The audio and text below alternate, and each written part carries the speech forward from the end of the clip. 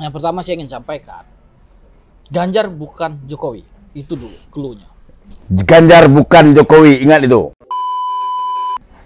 Hari ini dengan Gibran dipasangkan dengan Prabowo, itu akan terjadi turbulensi suara. Turbulensi ya, bukan penguatan ya. Turbulensi menurut hemat kami. Dalam pikiran orang Minang, pemilih itu tidak bisa melepaskan yang namanya tokoh, takah, tage sebagai pointer alasan kenapa kita harus memilih. Ganjar Mahfud ada itu? Ada. Jadi ini marilah kita berpikir tentang keindonesiaan. Yes, ini tentang masa depan. Iya, iya. Kita nggak bisa lagi melihat hanya dengan sekedar joget-joget, dengan sekedar pidato-pidato, alih kata-kata selesai negara. Iya. Nggak Oh bisa, no, Pak. Ini no harus kita itu kerja, harus bro. ada action tuh. Ada kemungkinan 02 tergerus ya? Ada lah, bro. Tergerus besar ya? Bro, ini berbeda, bro. Apalagi hari ini, bro.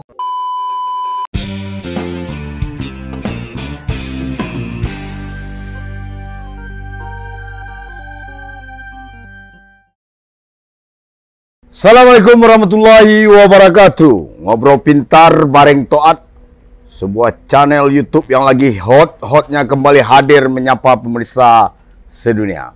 Ngopi Toat. Sore hari ini saya berhasil memaksa seorang tokoh muda, tokoh politik muda yang masih punya semangat luar biasa dan terus membuat kejutan-kejutan politik di Sumatera Barat, yaitu Haji Feby Datuk Bangso. Kebetulan beliau adalah Ketua Hanura Sumatera Barat, Partai Hanura Sumatera Barat, dan juga kemarin baru saja diamanahkan oleh tim kampanye nasional Ganjar Pranowo Mahfud sebagai Ketua Tim Kampanye Daerah Sumatera Barat. Assalamualaikum, Tok. Waalaikumsalam warahmatullahi. Sehat selalu, Tok. Alhamdulillah, semoga Toat sebuah surprise bagi Ngopi Toat. Datuk bisa hadir di sore ini di tengah kesibukan Datuk mempersiapkan kekuatan-kekuatan untuk menghadapi perang Basosoh Pilpres 2024 besok ini.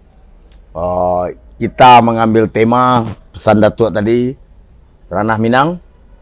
Ganjar Mahfud dalam pikiran. Ganjar Mahfud dalam pikiran orang Minang Sumatera Barat. Itu tema besar yang kita angkat hari ini.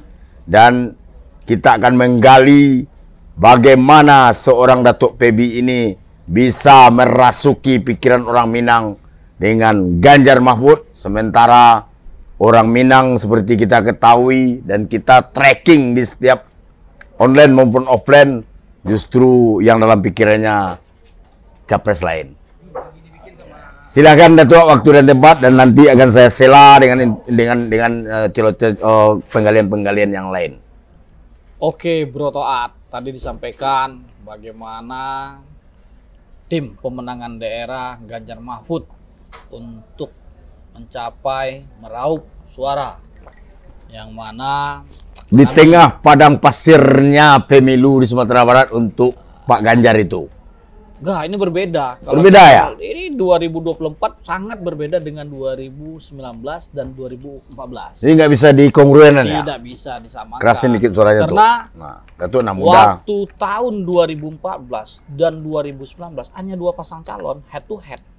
Narasi yang dibangun juga luar biasa, fitnah-fitnahnya.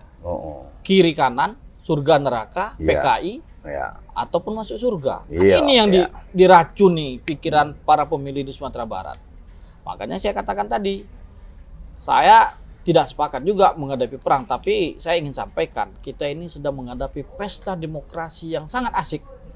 Kena calonnya 3, semoga tidak ada turbulensi yang memisahkan anak bangsa, karena ada 3 calon itu. Dan kemudian yang ingin saya sampaikan, kita ini sedang memilih presiden, bukan sedang memilih komandan perang. Ini yang harus kita jelaskan. Ya memang orang tidak ada milih komandan perang, memang presiden orang pilih, Pak. Memang benar, tapi Toat sampaikan tadi ini menghadapi peperangan. Jadi kita tidak... Perangan demokrasi itu. Ini perang demokrasi, ada yang jihad demokrasi, ada yang pakai peluru kendali demokrasi, ada yang pakai regulasi demokrasi. Jadi kita sepakat sama Toat.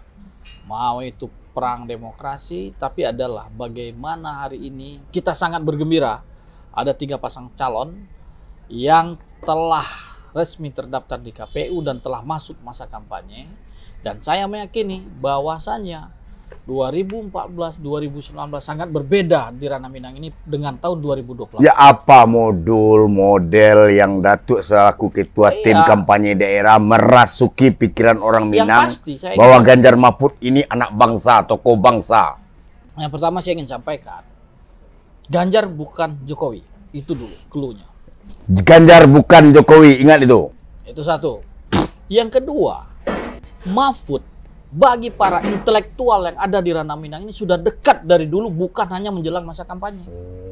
Saat Mahfud menjadi ketua Mahkamah Konstitusi, bahkan Kerapatan Adat Nagari Mage mempercayakan gelar adatnya kepada Mahfud sebagai Angku Majo Sadeo. Ini artinya penghulu juga Mahfud. Artinya pemberian penghargaan gelar oleh masyarakat, dan ini juga bukan cawe-cawe, bukan kaleng-kaleng. Artinya jauh sebelum masa pilpres-pilpresan. Jadi artinya saat beliau menjadi ketua Hakim Mahkamah Konstitusi ini juga menarik, dan tentu saja kita melihat hari ini kehadiran Ganjar Mahfud adalah jawaban untuk keberpihakan terhadap demokrasi. Kita lihat ada anak Minang yang hebat di Mahkamah Konstitusi, namanya Saldi Isra, yang menyatakan sekelebat saja berubah putusan ini. Nah, ini artinya juga harus dilihat oleh Gen Z dan milenial. Kita harus tahu, gunakan telunjuk ini untuk tanggal 14 Februari menjelaskan kenapa kita harus pilih Ganjar Mahfud. Tiga. Jangan satu tuh. 3. Ini coblos itu ini loh, tanda coblos ini. Bukan 1. 3. Setelah mencoblos. Nah, coblos itu di tanggal itu, makanya jaga jadi telunjuk. Jangan asal pilih. Itu jadi harus jelas alasan kita kenapa kita memilih. Tapi ketika mengambil keputusan menjadi ketua TKD ini, nggak ngeri-ngeri sedap Datuk nih. Saya sudah menghadapi bullying tahun 2014, 2019, lebih parah lagi. Kita dayhat bela Jokowi. Jokowi JK kita dapat 23%, tetapi 2019 itu jauh lebih berat. Dari 23% hanya tinggal 13%, padahal saat itu Jokowi adalah incumbent. Dan beliau sering ke Sumatera Barat, bahkan lebaran juga di Sumatera Barat. Artinya bagi orang Minang tidak bisa dipaksakan. Jadi cara pandang, cara pikir, tetapi dengan kehadiran Ganjar Mahfud hari ini, yang kemarin Prabowo menang besar di Sumbar, 2024 belum tentu. Itu harus dicatat. Kita lihat tim pemenangan daerahnya diimpor dari tim kampanye nasional 2 periode, sekarang cuma jadi tim pemenangan daerah. Artinya mereka juga melihat, wah ini berat pertarungannya. Itu. Dan kita melihat bagaimana suara yang ada, yang limpahan daripada 02 hari ini, jangan masuk semuanya ke kolam Anies. Bagaimana itu yang kita tarik masuk ke kolam Ganjar dan Mahfud. Ini TKD sudah bekerja ini? Bekerja. Apa sih yang menjadi penguat magnet dari Ganjar Mahfud yang sudah magnet itu? Sekarang coba lihat di TKD. Ya, saya ingin sampaikan penerimaan hari ini. Coba lihat billboard relawan cukup gencar. Relawan Ganjar, relawan Mahfud, kemudian banyak lagi. Kemudian TKD bergerak. Kita bergerak semuanya. Kenapa? Konkret. Dari putusan-putusan dari DPP itu sendiri kepada partai politik di daerah harus memenangkan Ganjar Mahfud. Clear itu ya? Clear. Unlimited? Unlimited. Oh, unlimited ya? Unlimited. Kita harus totalitas. Total ya? Tapi dalam perjalanan step by step menuju 14 Februari ini tuh, apa analisa Datuk terhadap Ganjar Mahfud ini? Baik secara nasional dulu maupun secara Sumatera Barat. Secara nasional saya sampaikan, tingkat kesukaan warga Sumatera Barat terhadap Pak Jokowi masih rendah. Ya. Dari 2014-2019 saya tidak tahu alasan apa yang membuat warga Sumatera Barat tidak dapat menerima beliau dengan baik. Apalagi hari ini dengan Gibran dipasangkan dengan Prabowo, itu akan terjadi turbulensi suara. Turbulensi ya, bukan penguatan ya. Turbulensi menurut hemat kami. Kenapa? Dalam pikiran orang Minang, pemilih itu tidak bisa melepaskan yang namanya tokoh, takah, tage sebagai pointer alasan kenapa kita harus memilih. Ganjar Mahfud ada itu? Ada. Jadi tokoh, takah, tage, cerdas, soleh, cerdas, dan tangguh itu ada pada Ganjar Mahfud. Tangguh lagi ya, tambah tangguh. Tangguh lah. Oh. Kalau masalah pengalaman kan kita bisa lihat. Seperti Pak Ganjar dan Pak Mahfud. Jauh orang sebelum Menhan, Pak Mahfud ini udah pernah jadi menteri. Tapi orang banyak memikirkan tuh, dengan jadi ketua TKD Ganjar Mahfudnya Datuk, itu adalah opsi yang nekat yang Datuk pilih kayaknya. Saya pikir kita harus berani mengambil tempat standing.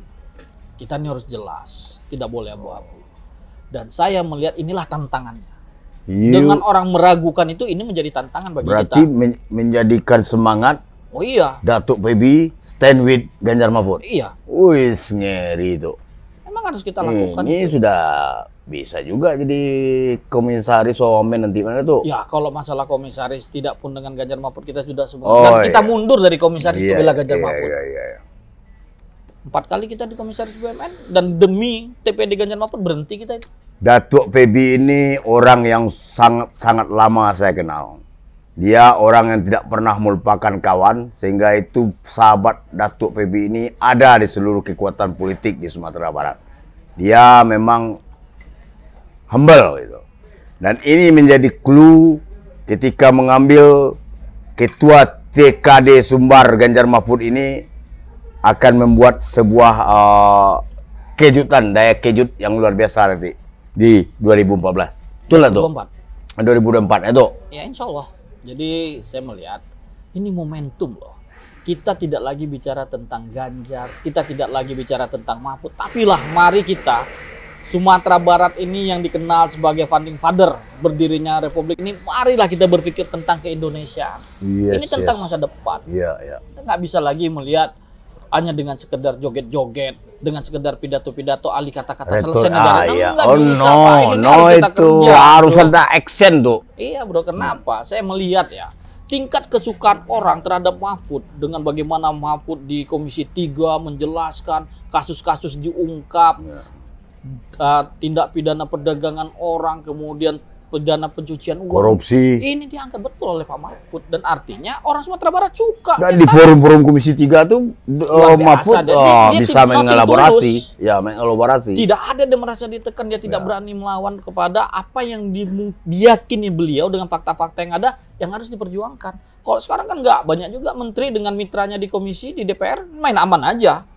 Mahfud enggak, dia pasang badan itu dan ternyata mau dia mengatakan kalau itu saya keluar dari forum ini. Oh, ada itu. Pernah saya dengar itu. Artinya bagi orang Sumatera Barat itu penting. Bagak itu perlu. Ya bahagia perlu. Tagih. Tapi psikologi masyarakat Sumbar ini tuh gimana ini? Bro, masihkah bertahan sampai 2024 atau telah terjadi pergeseran? Saya sampaikan bro, kami dari TPD targetnya juga 25-30%. Karena kami juga nggak mau, artinya kami melawan arus. Kami harus pintar-pintar memanfaatkan turbulensi suara 02 itu harus sampai ke 03. Dan tentu saja anarsir-anarsir yang lain juga melihat sekarang relawan bergerak, kawan-kawan akademisi mungkin dengan cara mereka, karena dia tidak bisa kampanye secara head to head berhadapan dengan publik, tetapi dia juga memberikan pemahaman-pemahaman bagaimana bernegara, bagaimana berkonstitusi dan cita-cita Indonesia untuk masyarakat luas. Jadi bukan tentang aku, kamu, tapi adalah tentang kita semua. Ini coba lihat saja seorang hakim Mahkamah Konstitusi Saldi Isra mengatakan sekelebat saja berubah putusan itu.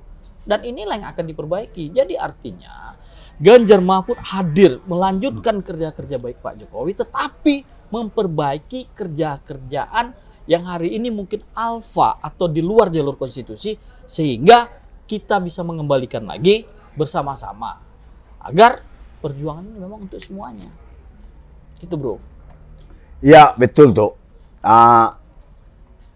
Sedikit mengungkap nih tuh. Oke bro. Ada nggak bisikan Mas Ganjar atau Pak Mahfud kepada Bro Datuk, Om Datuk PB ketika mau diberi amanah ini khusus untuk Sumbar? Ada nggak pesan pribadinya? Jadi ini perintah Ketua Umum DPP Hanura, Pak Haji Osman Sabtaodang, Datuk Bandaro Sultan Hamengkubuwono. Iya. Tidak hanya selaku Ketua Umum Gebu Minang, tetapi beliau ini juga adalah Ketua Umum Gebu Minang. Ya. Dia sampaikan kepada saya, Datuk Febi, Datuk Bangso, jangan Sumatera Barat kalah lagi dalam Pilpres yang ketiga ini. Iya. 2 kali kalah waktu zaman Jokowi. Artinya memang menang di Sumatera Barat, tetapi presiden pilihan orang Minang itu tidak dilantik sampai selesai. Bahkan presidennya lari juga, calon presidennya itu. Tidak bersama-sama mereka lagi. Mereka ini pertarungan 2019-2024 pembelahannya masih belum damai. Sementara yang dijunjung mereka, yang digadang mereka itu sudah pindah. Jadi jangan dianggap ini demi kesatuan. Orang Minang nggak bisa terima begitu. Orang Minang taunya luka itu ya. Luka dalam itu. Jadi dia tidak ungkapkan, kena ada poles-polesan, bantuan-bantuan BLT BUMN. Nah, artinya mereka ya udahlah nanja lewat Trimosin lu, tetapi lukanya itu tidak pernah terobati. Yes. Sumbar berbeda, bro. Coba lihat Pilgub. 18 kali Mulyadi menang di survei. Iya. Faktanya nomor 3. Iya. Itu harus tahu. Bisa aja Padang Pariaman yang tidak ada nama Toad, besok ternyata Toad yang terpilih. Alhamdulillah, Masya Allah. Iya. Sumber ini bro. Iya. Ini ranah Minang. Menganggu alun tantuyu, menggeleng alun tantu indah. Politik ranah Minang itu sulit diprediksi. Unpredictable. Ya benar. Ya kan? Iya benar. Kalah di nasional, biarlah. Yang penting kita menang. Ya. Iya. Tapi orang yang dimenangkan itu pindah gerbong. Pindah gerbong. Dia menikmati. Terus kapan datang lagi? Menjelang kampanye aja. Iya. Oh, kementerian saja tidak bisa langsung ke ini membantu Sumatera Barat secara. Tapi kan dia punya fraksi besar. Harusnya dia pikirkan dong. Dia dorong, dia endorse untuk ucapan terima kasih kepada orang Sumatera Barat. Dia punya Universitas Pertahanan. Nah, ketika menjadi ketua tim TKD. Iya. TPD namanya. TPD, Tim Pemenangan Daerah. TPD Ganjar Mahfud. Ada enggak komitmen janji dari TPN untuk Sumatera Barat kalau Pak Ganjar Mahfud menang? Yang pasti atau dapat suara signifikan di sini. Saya sampaikan, Pak Ganjar, Pak Mahfud, saya ingin rasional. Saya ingin realistis, 25-30%. Yes. Karena Pak Jokowi JK 21%, Pak Jokowi Maruf hanya 13%. Tetapi saya meyakini Pak Ganjar bukan Pak Jokowi.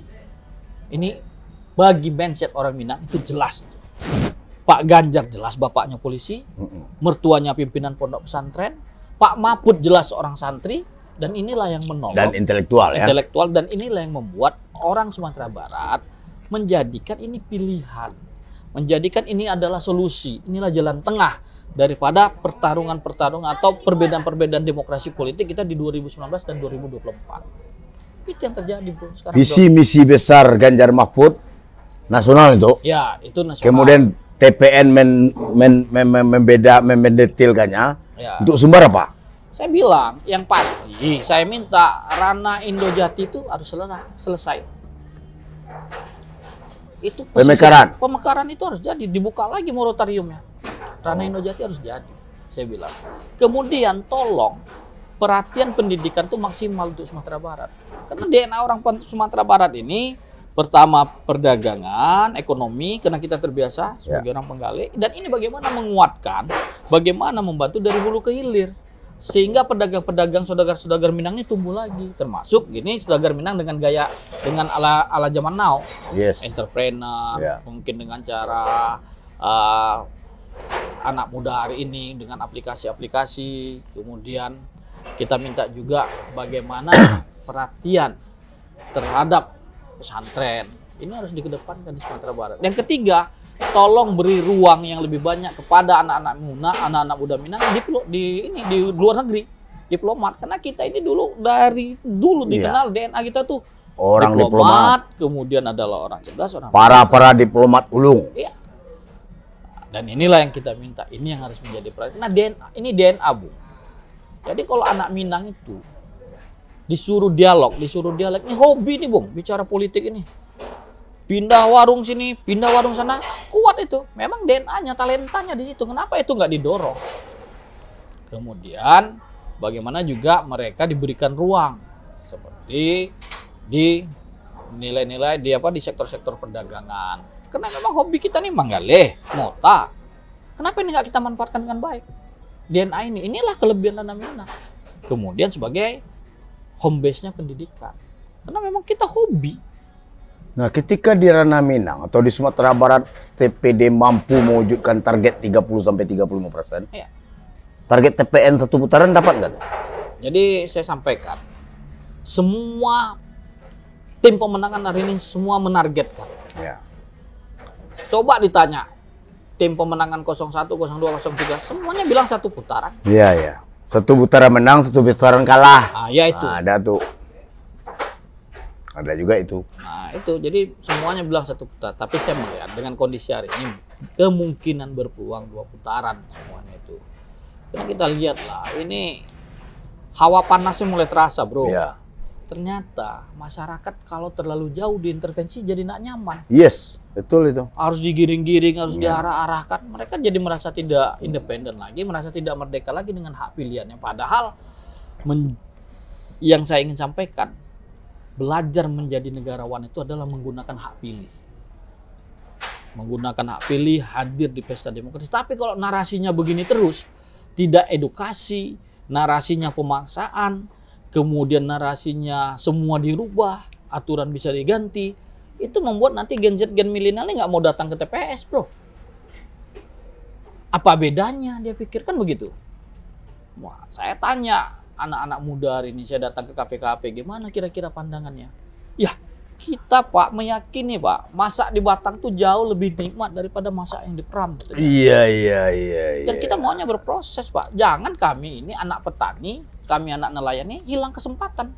Benar. Jadi kalau saya tidak anak pejabat, saya nggak bisa sekolah. Kalau Ya. saya tidak anak pejabat, saya tidak bisa jadi pimpinan partai politik. Ya. Kalau saya tidak anak pejabat, apa saya tidak bisa mengejar cita-cita saya? Ini yang menjadi bagi mereka itu ternyata anak muda hari ini memang sudah berpikir sustain. Dia juga berpikir tentang lingkungan. Dia marah juga nih lihat sekarang caleg-caleg pasang-pasang foto pukul-pukul pakai paku di kayu di batang pohon. Gak suka anak muda itu ternyata.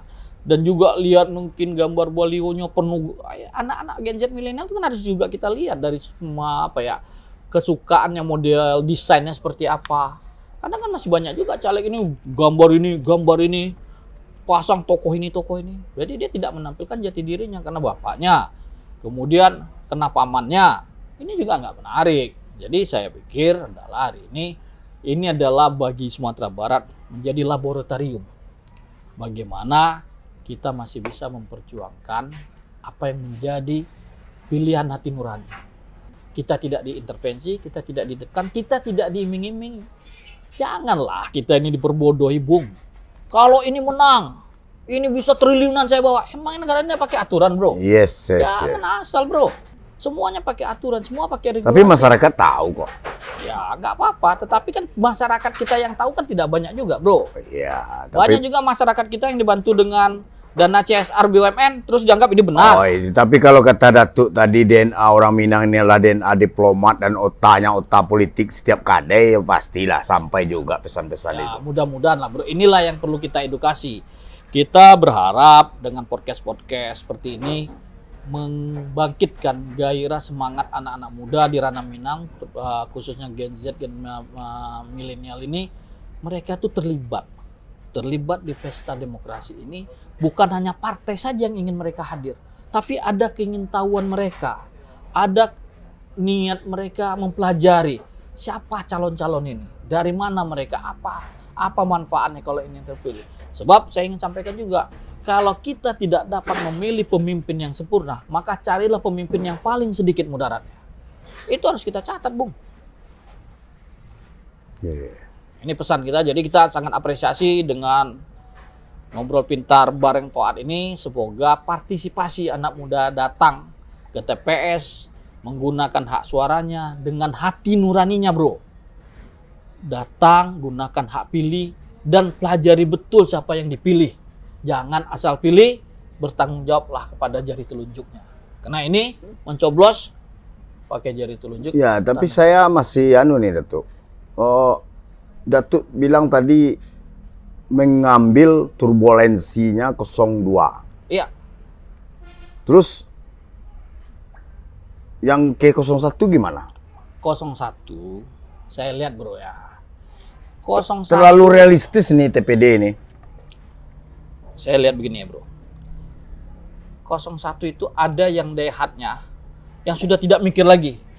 Pokoknya asal apa saja, nggak boleh calonnya tersinggung sedikit pun. Ada yang seperti itu militansinya. Makanya kita melihat jalan cerdasnya Bung.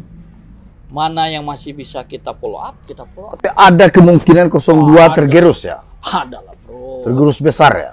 Bro, ini berbeda bro. Apalagi hari ini bro, di 01 dan 02 itu kan head to head. Secara kepartian mereka ini udah sering berbeda bro. Iya, iya. Sudah yang satu ini penguasa, 01 ini ketua TPD juga, selalu diserang-serang. Dan ini dia akan melawan, dia ingin buktikan pengerusan. Karena situasinya memungkinkan untuk pengerusan itu. Di Sumbar ya? Iya di Sumbar. Kita bicara hari ini kan tentang Sumbar ya. Karena dia gampang sekali mengingatkan memori orang bagaimana mereka berjuang 2019, 2024. Asal bukan Jokowi, asal bukan Jokowi. Begini. Akhirnya apa? Jagoannya bergabung. Itu masih berbekas itu? Oh berbekas bro. Udah 4 tahun jalan nih? Berbekas. Oh. Makanya saya sampaikan tadi, kalau gelas sudah retak itu bro, mau ditempel kayak apa bro, dia tidak akan kembali lagi. Itu yang kita cuman mereka enggan untuk menyampaikan secara vulgar. Iuan dan diurang, laluan dan diawak. Ya paham lah kita bro. Jadi jangan cemas juga bro. Hasil survei begini. Ini semua orang harusnya, semua pimpinan parpol harus membuat survei juga bahwa itu partainya yang paling menang. Iya. Ini untuk mempengaruhi publik juga bro. Iya. Tapi publik Sumbar nggak ngaruh sama survei itu. Iya, kan kita sampaikan tadi. Pak Mulyadi 17 kali surveinya menang. Oke tuh, yang perlu kita pahami, Ketua TPD Sumatera Barat, Haji Datuk Febi Datuk Bangso ini, memang orang yang punya kajian-kajian politik yang lain dan beda gitu. Dia merasa Pemilu 2024 Ganjar itu bisa meraup suara 35 sampai 40% di Sumatera Barat. 25 sampai 30%. Dan itu realistis banget. Dan itu sangat memungkinkan sekali. Melihat dari ketokohan Mas Ganjar dan ketokohan Prof Mahfud, yang jelas Sumatera Barat pasti punya memori dan berkesan dengan kedua orang ini. Ya kan tuh? Apalagi saya dengar seorang tokoh juga yang bekas wali kota itu ada di barisan Mahfud. Ada. Dan sekarang beliau ini juga wakil ketua umum DPP Hanura. Korwil Sumatera. Jadi saya ingin sampaikan juga, jangan gentar ada Ganjar, jangan takut ada Pak Mahfud. Jangan gentar ada Ganjar, jangan takut ada Pak Mahfud. Ini tagline baru kita ini. Ini luar biasa ini. Ganjar Mahfud dalam pikiran orang Minang. Jadi sebelum kita tutup, kita minta closing statement Pak Datuk supaya politik, kata Pak Datuk tadi, pemilu itu harus riang, harus bergembira, jangan sampai terjadi erupsi politik di Sumatera Barat. Jadi tentu saja kita berharap bagaimana pemilu 2024 ini tingkat partisipasi pemilih jauh lebih tinggi. Khusus milenial ya? Khusus milenial. Dan saya berharap para milenial tidak hanya datang untuk hadir menggunakan pilih, tapi mempelajari siapa benar calon-calon itu. Apakah dari ketiga calon itu mana yang paling memberikan manfaat, yang benar-benar berpikir tentang keberlanjutan. Bagaimana mereka berpikir dengan program-programnya, tidak hanya instan, tidak hanya pembodohan saat kampanye, tetapi adalah real rekam jejak apa yang telah mereka lakukan. Ini yang harus menjadi alasan kenapa mereka harus memilih Ganjar Mahfud di Sumatera Barat untuk dimenangkan. Terima kasih Pak Datuk Febi Datuk Bangso. Saya biasa manggilnya Om Datuk ini. Dan kami ini sudah tidak bisa lagi karena sudah pernah sama-sama hampir mati di lautan Sebatik dulu 2007. 9 jam, anyut. Ya, 9 jam sampai 10 jam terombang-ambing di tengah laut.